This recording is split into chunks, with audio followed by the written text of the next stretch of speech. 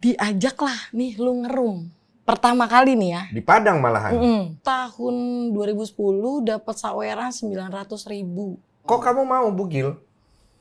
Udah pernah bugil belum sebelumnya? Pertama kali nih Iya. disuruh bugil.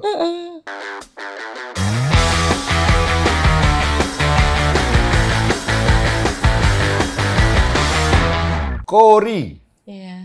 Tegang nggak? Iya, sedikit. Apa yang membuat tegang? Apa ya? Ketemu Om lah. Om lagi. Oh iya, ketemu abang. Umur berapa sih? 27. 27. Apa yang ada di kepalamu? Mau dengar dulu. Tegang, terus apa? Tinggi banget. Oh, fokusnya ke gua nih ya? Iya, tinggi banget. Bukan ke ini, konten podcastnya bukan? Enggak, karena kan perjalanan hidup. Maksudnya aku yang ngalamin sendiri. Jadi kayak yang gue ceritain yang apa adanya itu gitu. Iya, kamu kan ada DM aku tuh. Kamu cerita. Itu beneran ceritanya? Coba kamu rangkaikan dulu dari awal, aku mau denger nih. Awal mulanya gimana sih ceritanya? Jadi kan aku 6 bersaudara. Ya.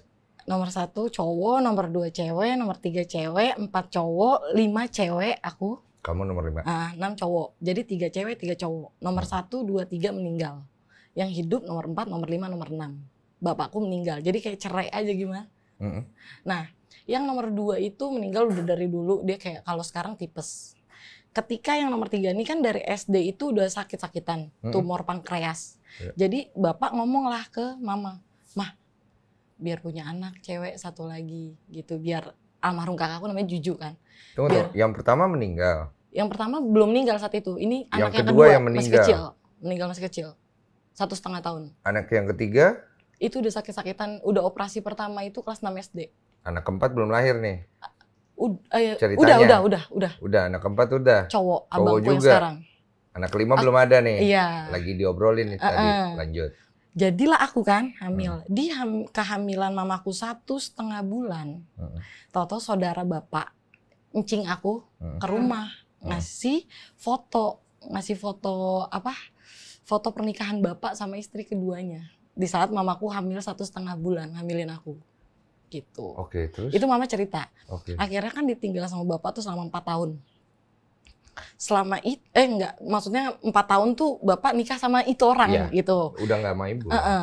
Tapi mama nggak pernah yang namanya nikah lagi atau selingkuh atau apa, enggak gitu. Jadi masih nunggu kapan ya laki gua tuh berubah, tobat gitu. Sadar. Pas di umur aku 1 tahun aku sempat dibawa sama bapak.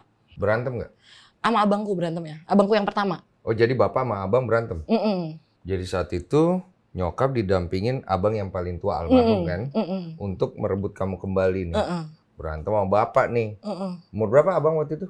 20-an. 20-an. Pukul-pukulan nggak? Bapak kabur. Hah? Bapak kabur. Bapak kabur? Karena tahu dia salah. Okay. Kan mamaku bawa pisau yang kayak lidah ular, tau kan yang begini. Udah siap mati gitu? Iya, pikir mama, ya mending gue matiin aja lu sekalian daripada gue sakitin mulu. Udah gelap nih ya? Terus? Karena udah menyangkut anak. Pas umur aku 4 tahun tuh, bapak kan udah habis kontrakan 5 pintu buat tuh cewek. Bapakku dulu bandar togel. Mesin dingdong tuh di rumah ada 13 biji. Duitnya banyak gitu ya? Nah, terus. Setelah itu, bapak pulang karena udah habis kontrakan, bapak pulang kerja ke rumah tuh cewek.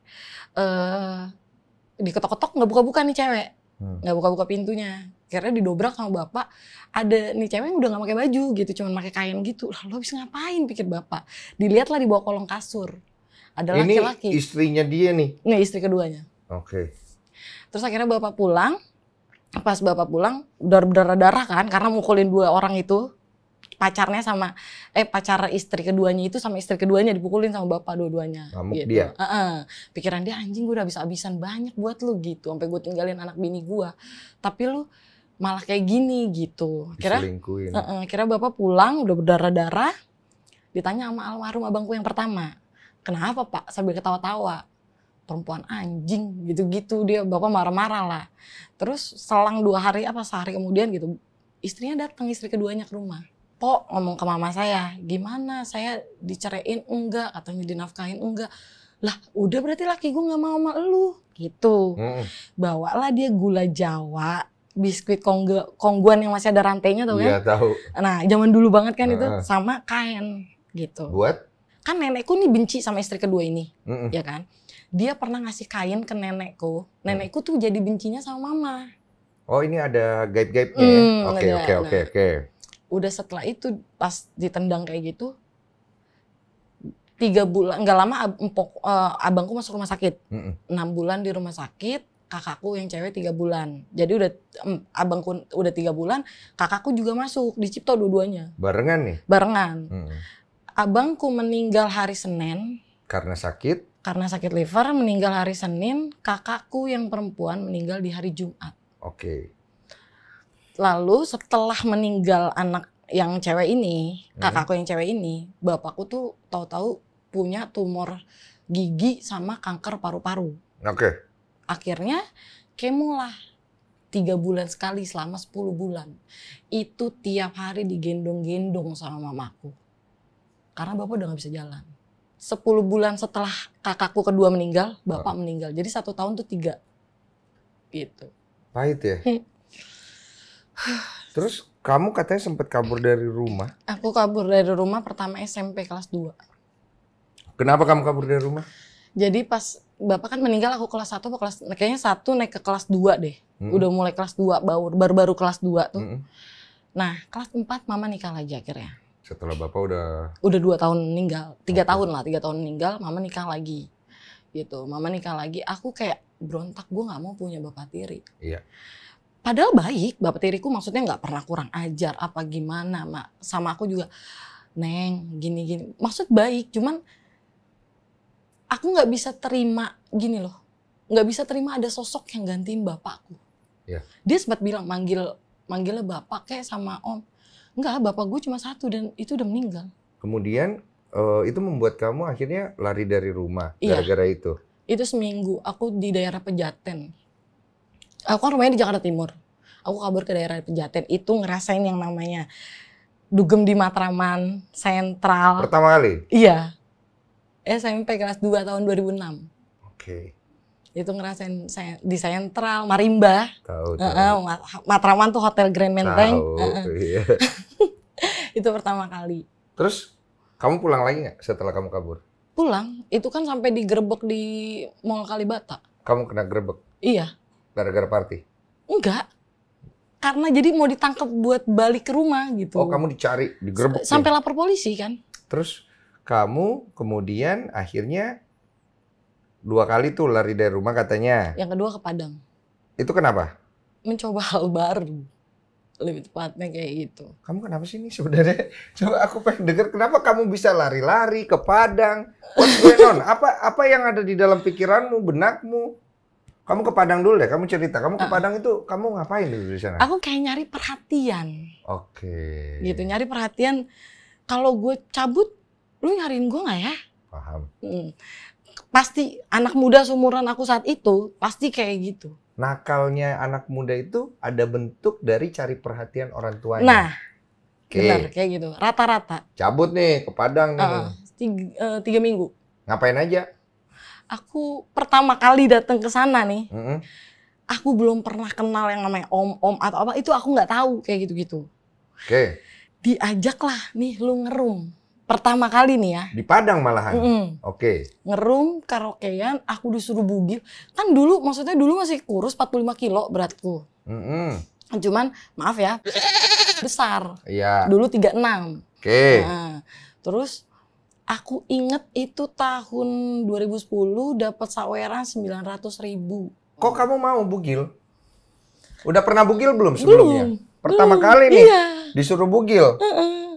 Kan jadi di situ apa? Bagaimana? Apa? Itu di room karaoke. Iya. Jadi di situ ceweknya udah gitu semua. Bugil. Kamu kerja di karaoke itu? Enggak, itu baru pertama kali aku sampai di Padang. Malam itu aku sampai di Padang. Iya, cari seneng nih. Nah, cari seneng. Kamu tahu nggak bakal ada akan ada bugil-bugilan? Belum tahu. Terus begitu kamu duduk karaoke, tiba-tiba ada, loh kok ada begini gitu? Iya, apa? Terus udah nggak apa-apa ikutin aja, nggak apa-apa ntar lu dapet duit. Lu emang ntar lu makan gimana hidup di sini? Oh iya ya. Ini temenmu nih. Lebih tepatnya cara bertahan hidup sih. Iya. Nah, karena kan manusia punya cara bertahan hidup masing-masing dong. Apalagi gue di tempat yang gue nggak tahu nih, gue nggak ada yang gue kenal gitu. Aku tuh mikirnya, ntar kalau gue mati di kampung orang gimana gitu. Oke. Akhirnya berlanjut sampai aku ngerasain ini kayak. Tunggu, kamu buka baju gitu? Iya, bugil total. Nggak malu? Kan pertama kali. Dia malu cuma. Oh tapi ini agak gelap ya? Iya, room karaoke. Iya gelap kan. Jadi remang-remang lah gitu ya. Jadi oke. Terus ini kayak bar nih misalnya kayak gini. Akhirnya berlanjut. Aku bar kayak gini. Ini bar nih. Nah, aku diri di atasnya itu aku sendiri udah ngerasain jadi sendiri gitu. Kamu naik ke atasnya? Maksudnya itu udah besok-besoknya. Udah jadi kerja tetap lah kasarnya di situ. Aku dikontrak 1 minggu maksudnya buat di situ. Jadi dia per minggu tuh ganti gitu. Akhirnya kamu kerja di karaoke itu? Bukan di karaoke itu. Dia kayak cuman lounge aja gitu. Cuman floor aja. Tunggu. Bukan di karaokeannya. Pelan-pelan nih. Jadi kamu naik ke atas meja itu, kamu joget-joget? Iya, jadi itu aku udah dikontrak kerja. Aku dapat bayaran 45 menit 750.000. Dari si yang punya tempat? Iya, tapi itu udah di floornya ya, kalau bukan di roomnya. Oke. Nah, udah habis kayak gitu, ngerasain dugem waktu zamannya DJ Elis Norin. Itu di Padang waktu Halloween, ya ngerasain kayak gitu. Oh gini ya rasanya nakalnya anak muda gitu. Balik dari Padang pertama kali ngerasain narkoba itu. Oh kamu narkoba juga akhirnya? Belum di Padang belum. Di Padang belum, baru striptis nih. Mohon maaf ya. Ada jual dirinya? Enggak. Striptis total? Iya. Ada yang nawar, maksudnya ya request? Ada. Pasti ada, nggak mungkin ada. Juga. Kamu bisa tolak? Bisa lah, kan aku bilang saat itu masih perawan. Oke.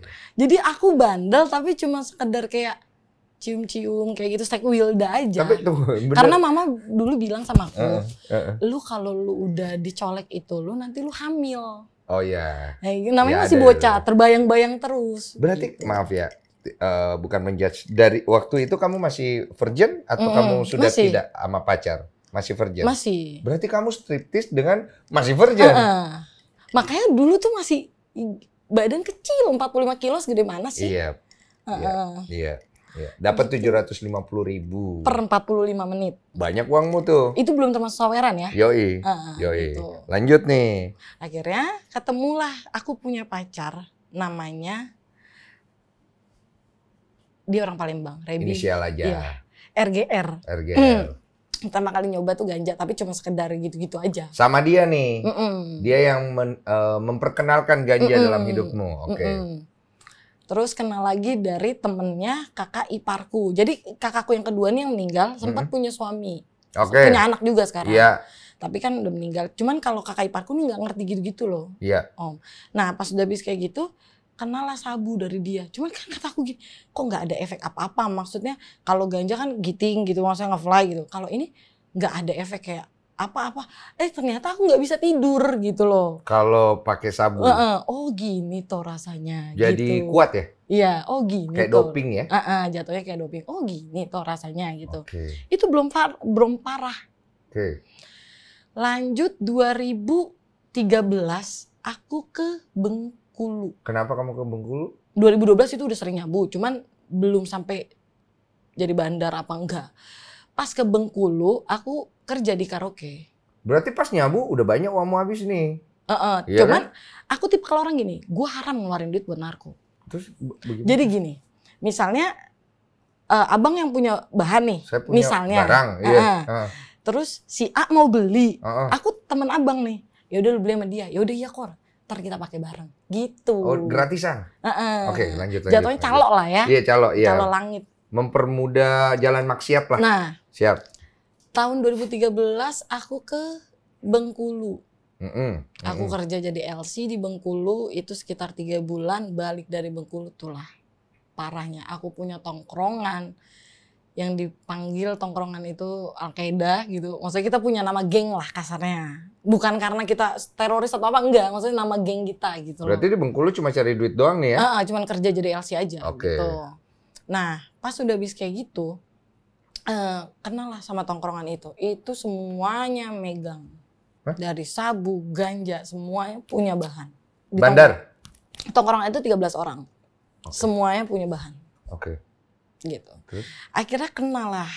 Oh, dunia narko. Kan dulu kan cuma sekedar user aja kan. Betul. Nah, akhirnya oh gini loh caranya. Oh gini biar gue aman. Oh gini gitu. Akhirnya ya gue masuk ke dunia ini. Akhirnya aku nggak mau lagi kerja malam. Kenapa? Tuh gue dapat duit lebih banyak. Lebih kenceng ya jualan itu. Kamu bisa jual. Dan aku ngerasa kayak gue lebih punya harga diri di sini. Narkoba nih. Akhirnya ketika ketemu teman-teman itu. Jualan juga nih. Aku jualan akhirnya. Berawal dari jadi calo 200-an, 400-an, nyaloin aku sampai bawa barang ke Jakarta Barat. Iya. Naik Gojek, nyimpen, aku simpen di apa? Ya itu tempat aku nyimpan gitu kan, maksudnya biar nggak ketahuan atau gimana. Sampai ke sana, sampai akhirnya aku dapat kepercayaan dari ngerjain 1, 3, 5, 10, aku sampai ganja 10 kilo. Awalnya kurir ya berarti ya? Calo awal. Iya. Terus kemudian? Dapat kepercayaan. Jadi intinya gini, lu harus jadi orang jujur. Ibarat kasarnya, kalau lu jadi orang jujur, nggak kerja di yang halal pun, di haram pun lu masih dipercaya orang. Itu kunci orang hidup. Jujur. Cuma itu aja. Maksudnya? Coba jelasin. Jadi kalau lu harus jadi orang jujur, bagus jadi orang jujur. Karena walaupun lu kerja yang walaupun haram, lu nggak dapat nih kerja yang halal. Iya. Kan nyari yang halal susah sekarang. Betul. Yang haram pun lu masih dapat kepercayaan dari orang.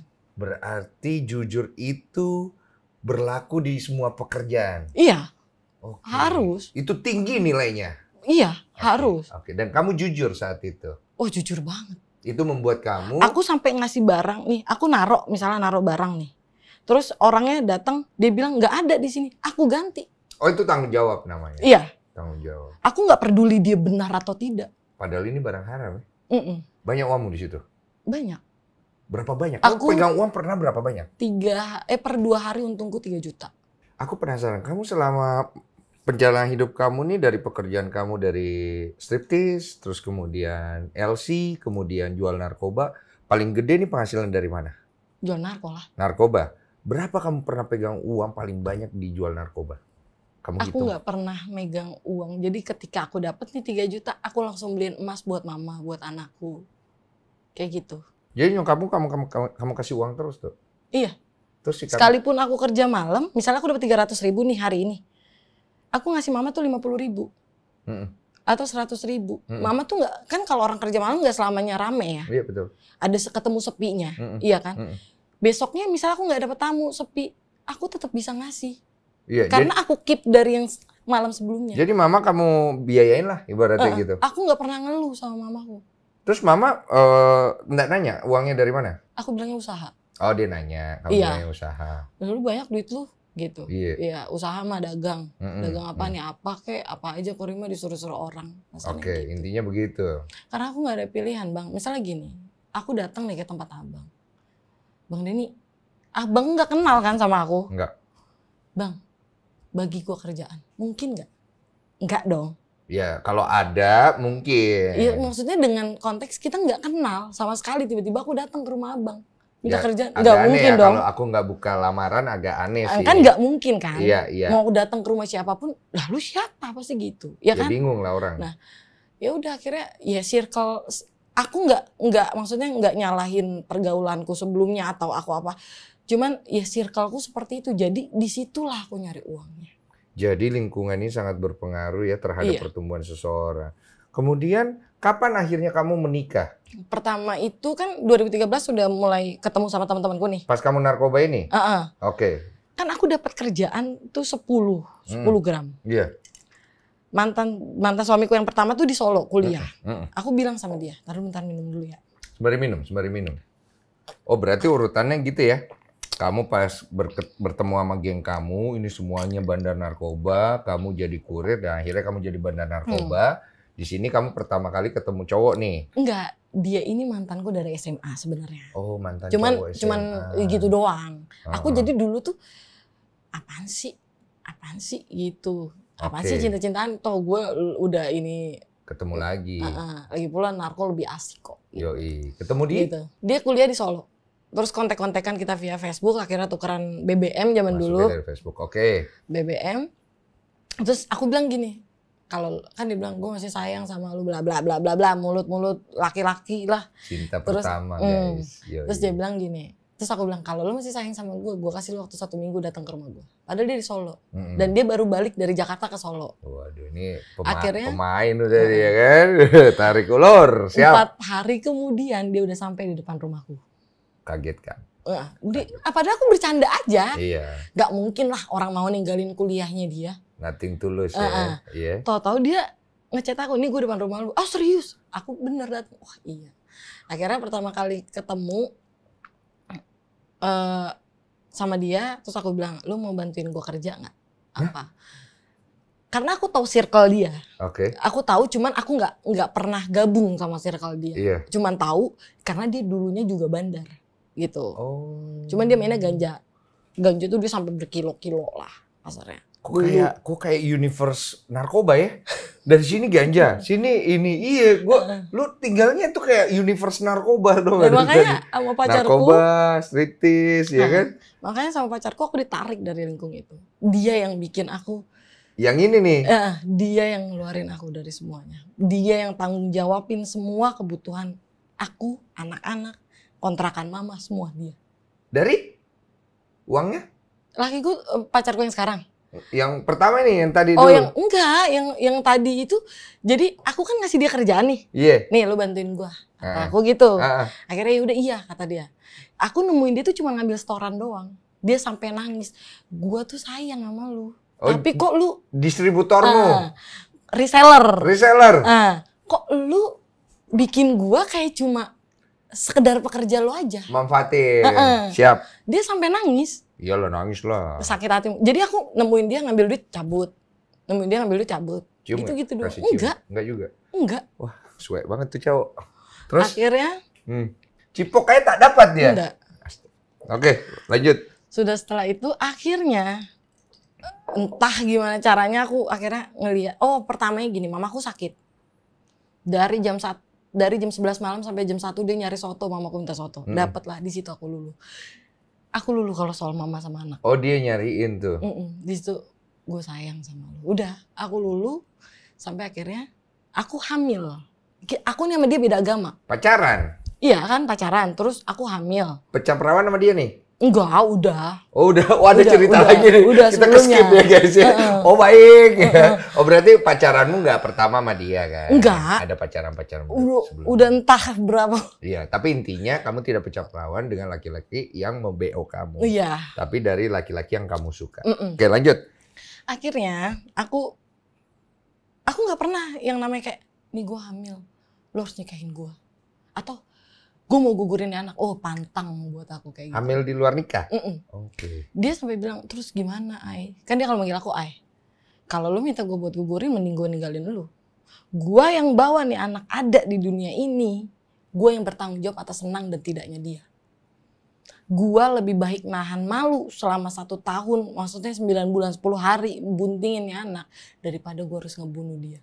Dia gak salah apa-apa. Dia juga gak mau kali milih buat lahir dari orang tua macam kayak kita. Tapi ada suggestion dari pacar pertama kamu ini untuk yang ngambilin kamu untuk gugurin? Enggak, dia cuma nanya gimana ini. Oh, iya. Soalnya aku sama dia beda agama. Iya, mau dilanjutin kemana? Nah, gitu kan? akhirnya dia ngalah, dia masuk Islam. Oh, dia karena pindah. aku nggak mau. Okay. Aku bilang, lu mendingan kalau lu nyuruh gue pindah agama, gue nggak mau karena dulu bapak kan Konghucu. Gitu. Okay. Cuman bapak masuk Islam, masa iya gue mau nyanatin bapak gue? Oke. Orang yang paling gue sayang, kasarnya gitu. Akhirnya masuk Islam dah tuh. Nikahlah kita. Lahir anakku, itu aja dia datang lahiran anakku nangis tapi giting gitu. Oh masih narkoba doi? Kamu masih narkoba pas waktu hamil? Pas hamil berhentinya abu tuh umur 7 bulan. Pas masih itu? Pinter banget anakmu sekarang. Kok jadi positif ya? Maksudnya nggak gitu jalan ceritanya maksudnya? Ya nggak gitu, maksudnya emang dasarnya mantan suamiku juga pintar, jadi mungkin genetik. Iya, bukan karena faktor narkoba dong. Nanti orang semua pakai narkoba buat anaknya pintar. Iya, iya. Oke, lanjut. Jadi kau masih pakai narkoba pada saat kau mengandung, umur 7 bulan, kandungan kau berhenti. Iya, Kenapa kau berhenti? Setiap itu keras, perut. Oh, sakit? Akhirnya udah kuat gua. Udahlah. Sakau nggak pas berhenti? Enggak. Kalau orang bilang nyabu, sakau, bohong. Oke. Bohong. Nggak ada orang makan sabu. Oke, lanjut. Kalau putau aku percaya. Iya, itu sakau itu. Kalau sabu enggak. Oke. Karena almarhum abangku kan putau. Nah, terus udah habis kayak gitu, akhirnya anakku umur 3 bulan. Namanya kan kalau bayi kan tengkurap, telentang kan gitu. Nah, jadi posisinya itu aku tidur bertiga nih. Dia tidur juga. Aku tidur, dia tidur. Anakku di samping. Jadi pas dia lagi tengkurap gitu jatuh. Nangis. Dia jatuh. Tapi enggak tinggi sih, 7 cm-an. Iya, pokoknya dia jatuh. Dia nangis, aku bangun, mantan suamiku bangun juga, langsung ditonjok aku. Itu aku kaget banget. Pertama kali dia ngelakuin itu sama aku. Sebelumnya pacaran tidak ada KDRT? Enggak pernah. Pas itu dipukul? Iya. Karena kamu anaknya dia nih? Jatuh. Tonjok apanya? Ngapain aja gitu, muka. Hah? Iya, gini. Gitu. Terus? Akhirnya kaget udah. Tuh. Lu cabut. Ini kan di rumah aku kan. Iya. Lu cabut, gue udah gak mau ngeliat lu. Aku bilang gitu. Aku kaget karena sama bapakku aja aku gak pernah dipukul. Iya, kaget. Berarti ini pukulan pertamamu dari laki-laki? Iya, paling kalau abangku dulu ya maksudnya kalau pulang malam gitu suka dimarah-marahin kayak gitu doang. Ya, tapi kalau sampai gitu kan. Ini abang. Cuman kalau sampai kayak gitu baru pertama kali, makanya aku kaget. Keras. Aku pikir dia bakal berubah. Mamaku udah bilang laki-laki kalau udah mukul nggak akan pernah berhenti, tinggalin. Mama udah ngomong gitu. Cuman namanya gini, aku kalau udah sayang sama orang tuh gelap banget. Gue gak peduli siapa lu, gue gak peduli lu bagaimana, mau susah, mau seneng, ayo bareng. Balik lagi aku maafin. Dan akhirnya terjadi hal yang lebih parah. Akhirnya aku dibawa ngontrak sama dia. Ya kan? Itu ngerasain aku sekali ditonjok sampai jengkang, ini aku gede. Itu abangku sampai datang. Karena kasus? Dia mukul aku. Bukan. Datang ke kontrak. Dia mukul kamu gara-gara? Ribut. Jadi kan ada handphone buat anakku nih, mainan kan. Jadi ada cewek datang ke rumah, dia malah mau ngasih handphone ini ke cewek itu. Oke. Kan gila. Ya aku marah lah. Itu handphone anak gua. Ribut dia sama kau? Iya, dipukul aku. Itu cewek selingkuhannya? Temennya. Tapi dia ada selingkuh nggak? Waktu aku hamil, pernah. Oh, ketahuan. Dia ngomong sendiri lagi mabok. Oh, kau oke? Ya aku cuma berdoa biar nggak gue yang bales. Nanti Tuhan. Karma nggak pernah nunggu mati. Karma nggak salah alamat. Baru aku ngomong kayak gitu 2 jam kemudian kelindes mobil. Siapa? Mantan suamiku yang pertama. Setelah tonjok? Enggak, setelah dia ngomong selingkuhan, punya selingkuhan. Tunggu, ini urutannya. Habis tonjok nih kan? Enggak kan aku hamil nih. Hamil 9 bulan. 9 bulan. Bawa foto. Nih, cewek gue cantik kan kayak Barbie.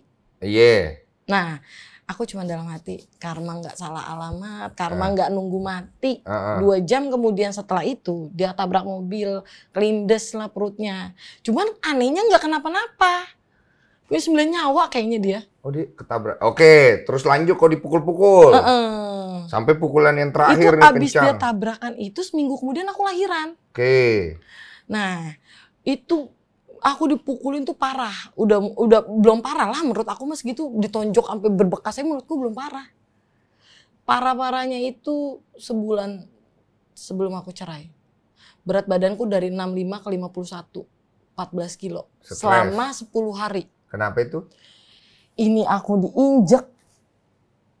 Temanku punya utang, ayo nagih bareng. Itu sepanjang jalan mau nagih utang ke temanku. Ini tangannya dia gini, jeder.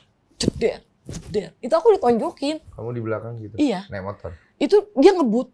Aku sambil gendong anakku cuman, iya gue minta maaf. Cuman karena temanku punya utang.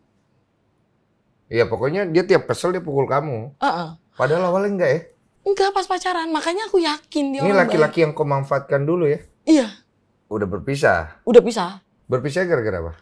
Jadi di malam yang dia ngumpulin teman-temannya dia itu, aku sampai ngomong ke temannya dia yang kayak udah kayak abangku sendiri, bang, tolong dia kenapa sampai kayak gini banget. Aku sabar ya Kor, sabar. Ntar dia juga sembuh kayak gitu kan. Gue gak kuat bang, udah gak kuat gue bang. Lu pegang pala gue. Aku bilang, ini udah benjol semua. Lembek gak? Iya, udah begini-gini. Gitu. Badanku udah memar semua. Iya, itu pas dia ajar ini kamu bisa-bisa. Iya, ini aku kan diinjek. Jadi udah gak bisa ngangkat apa-apa. Iya.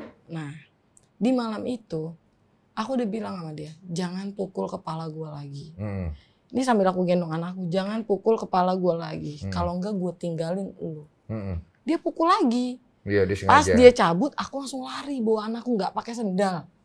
Aku cuman bawa tas isinya handphone aja gitu, maksudnya handphone, dompet. Pokoknya yang bisa gue bawa aja deh. Baju apa 1 biji pun nggak ada, cuman yang aku pakai aja. Iya. Jalan kaki di jembatan, aku ketemu bapak-bapak, tukang ojek. Neng, kenapa? Tolongin saya Pak, saya dipukulin sama suami saya. Kan emang ini aku lebam. Iya. Udah lebam-lebam. Terus, ayo Neng naik ke rumah saya dulu ya Neng. Wah, namanya aku ngerasain digituin, jadi kan kayak, aku takut nih, ntar gue digituin lagi nih, gitu. Terus, trauma. Iya. Nyampe depan pintu tuh orang, masuk Neng. Enggak Pak, saya nggak mau. Saya ngambil sendal doang. Sendal anaknya yang dikasih ke aku warna pink, aku inget banget. Aku tanya sepanjang jalan, Pak kenapa Bapak kayak gini sama saya? Anak saya meninggal karena KDRT, dipukulin sama suaminya. Jadi saya kalau ngeliat perempuan diginiin, saya iba Neng. Sampai dibayar pun ojeknya sama Mama nggak mau. Oh ini pulang ke rumah Mama nih? Iya, itu dipegang sama Mama, pala udah benjol-benjol, badan memar semua. Ini aku kan udah nggak bisa ngangkat apa-apa, bibir aku jontor, terus Mama bilang ini harusnya divisum. Saking aku udah yang kayak gue nggak punya urusan sama dia lagi, udah kelar, gue nggak mau lagi mah gitu. Jadi udah nggak usah pakai dikasusin apa, udah didiemin aja, udah pokoknya Korin maunya pisah udah. Akhirnya pisah. Dia sampai sempat datang lagi ke rumah nangis-nangis minta maaf. Aku bilang, gue kalau masih sayang sebusuk apapun lu, gue bakal terima lu lagi. Tapi kalau gue udah gak ada rasa, gue gak pernah punya alasan buat balik lagi sama lu. Iya, itu titik sabar kamu udah selesai tuh. Kamu jalan sendiri deh tuh. Jalan sendiri, ketemu sama yang kedua. Oke, lanjut nih yang kedua. Namanya kan aku pas cerai sama dia tuh aku kerja malam lagi dong. Balik lagi cari uang. Kali ini sebagai? Karena aku punya anak. Iya betul. Yang harus, jadi kamu harus hidupin. Aku nggak mungkin Om. Aku tuh tipe orang yang nggak mau ngemis. Aku nggak mau naik dengan meminta. Aku mau naik tanpa minta sama siapapun. Kerja malam. Iya, aku nggak pernah minta uang sama mantan suamiku sepeser pun, kecuali dia ngasih. Kerja malam kamu jadi apa? Nemenin minum aja. Karaoke? Enggak, cuma nemenin minum aja. Oh, nemenin minum. LC ya? LC. Di Jakarta? Jakarta. Daerah kota? Enggak, dekat rumah Mama. Oke. Setelah itu ketemu sama yang kedua, enggak lama setelah itu aku hamil sama yang kedua ini. Kan aku bilang, bapaknya yang kedua. Terus dia bilang gugurin aja. Gak mau aku bilang. Di luar nikah juga? Gak mau aku bilang. Dia anak gua. Aku bilang, maksudnya lebih kalau lu takut sama bini, lu ya udah nggak apa-apa, lu tinggalin gua. Aku bilang gitu. Tunggu. Berarti yang kedua ini udah punya?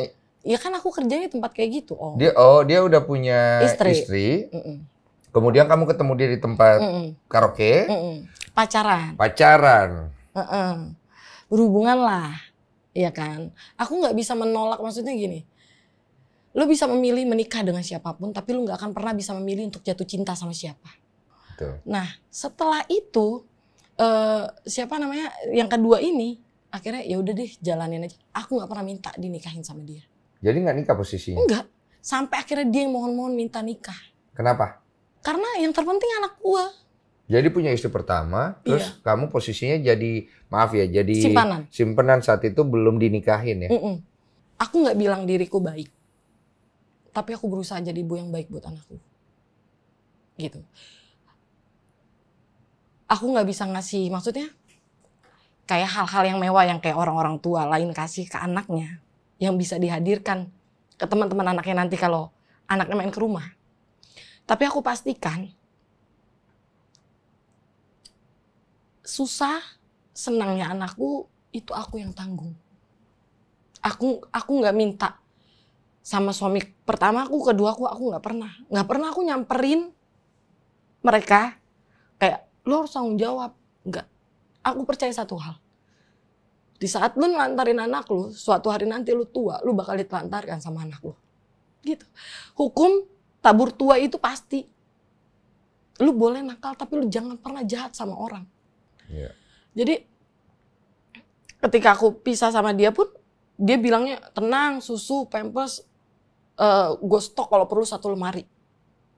Ternyata enggak sama sekali. Bahkan dia ngebawa uang tabunganku. Dan uang itu harusnya buat aku bayar kontrakan.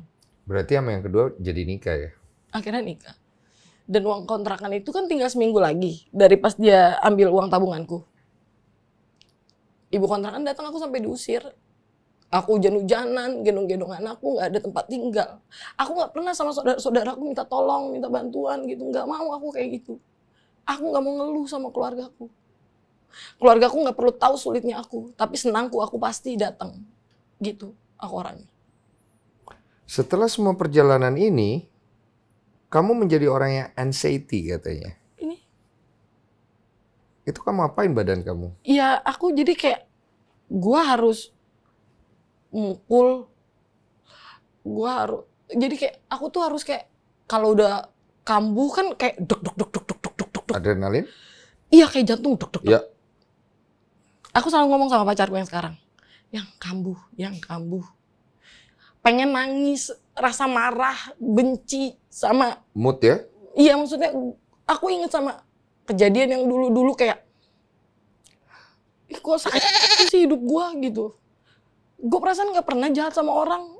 Bahkan kalau aku mau jahat ya, aku bisa aja nyamperin istrinya yang kedua itu kan. Iya. Cuman aku mikir gini, dia nggak salah. Kenapa gue harus ngancurin dia? Maksudnya ngancurin istrinya. Biarlah ini fase gue nebus dosa-dosa gue gitu. Aku mikirnya kayak gitu. Ngerti kan Om? Aku nggak pernah nangis tahu, sumpah. Kamu ngerasa sekarang kamu ada di titik mana sih sebenarnya? Setelah semua perjalananmu ini? Kemarahan terbesarmu itu apa? Kekecewaan terbesarmu akhirnya apa? Laki-laki seperti apa? Aku nggak mau nikah lagi. Kenapa? Aku nggak menyalahkan pernikahannya. Cuman aku ketemu sama orang yang salah aja. Iya. Jadi jatuhnya tuh aku takut ketemu sama orang yang salah lagi gitu, ngerti nggak? Iya. Iya, kayak gitu. Karena kamu salah figur kan? Iya, sebenarnya. aku nggak bilang pernikahan itu salah, tidak. Tidak. Yang salah itu aku ketemu sama orang yang salah. Oke. Dari semua cerita ini, apa sebenarnya yang akhirnya kamu cari? Aku cuman kayak, gimana caranya gue bertahan hidup, gimana caranya gue menghidupi mama, anak-anak. Itu aja. Apa yang salah ya? Apa yang salah? Karena menurut orang-orang di sekitarku tuh ngomongnya gini, Korea emang bandel, nakal. Tapi dia ngelakuin semuanya buat orang tuanya. Kalau ditanya mimpi terbesarku apa? Aku pengen bangunin mama rumah. Itu doang. Kenapa harus mama? Kenapa tidak diri kamu dulu? Perlakukanlah orang tuamu seperti raja, maka rezekimu akan seperti raja. Tapi rezeki kan bukan menjadi titik ukur dari semua Kan kalau misalnya kebahagiaan ke depan. kalau aku bangunin mama rumah, aku bisa tinggal di situ sama mama, gitu, bisa kumpul. Yang kamu cari itu apa sih? Rumah, keluarga. Ya kalau rindu sama keluarga, iya pastilah. Maksudnya kadang kalau ngeliat orang-orang ya, anak muda zaman sekarang tuh yang kayak, ih gue benci banget bapak gue nelponin gue mulu. Aku nggak pernah diteleponin suruh pulang. Ngerti kan Om? Iya, orang lain dibenci karena ditelepon di mulu, kamu ditelepon aja kagak. Iya, aku pengen ngerasain. Dicari, dipeduliin, dimarahin, ditegur, itu kamu nggak dapet. Kamu kehilangan itu waktu kamu masih kecil. Kalau kamu boleh marah sama Tuhan, pengen marah apa? Kenapa bapak gue yang diambil? Emang Kenapa nggak bapaknya orang? Yang orang suka marah-marah. Gue benci banget bapak gue begini, gue benci banget bapak gue. Bapaknya dia aja sih gitu. Kenapa harus bapak gue? Gitu Om. Aku pengennya kayak gitu. Kenapa dia belum boleh diambil? Aku yakin kalau dia masih ada sampai sekarang, aku nggak akan kayak gini. Kenapa bisa kamu yakin kamu nggak akan kayak gitu kalau dia masih ada? Aku bakal sekolah. aku bakal kuliah sampai selesai kayak gitu-gitu. Itu kan pikiran kita ya. Iya. Tapi kalau bapak kamu masih ada, kamu tidak akan sekuat sekarang juga. Iya benar. Dan perjalanan kamu ini, cerita kamu ini nilainya besar sekali. Karena apa yang kamu baru sampaikan di sini akan memberikan kekuatan orang di luar sana. Berapa banyak jiwa yang akan kamu tolong dari perjalanan di mana kamu berdarah-darah. Supaya mereka tidak perlu berdarah-darah seperti kamu. Iya benar. Ya kan? Kita kadang-kadang nggak pernah sadar ada namanya bless in disguise. Berkat yang tersembunyi dalam sebuah cerita perjalanan pahit orang. Semua orang bisa mengeluh, tapi tidak semua orang bisa jalanin. Kamu bisa jalanin tanpa kamu harus bisa mengeluh. Itu kan poin. Ya, tinggal sekarang kamu memilih langkah mana yang kamu mau jalanin. Kalau dulu kiri, mungkin sekarang udah waktunya ke kanan. Ya. Karena itu adalah paralel universe. Tos dulu. Makasih sudah sharing. Ya.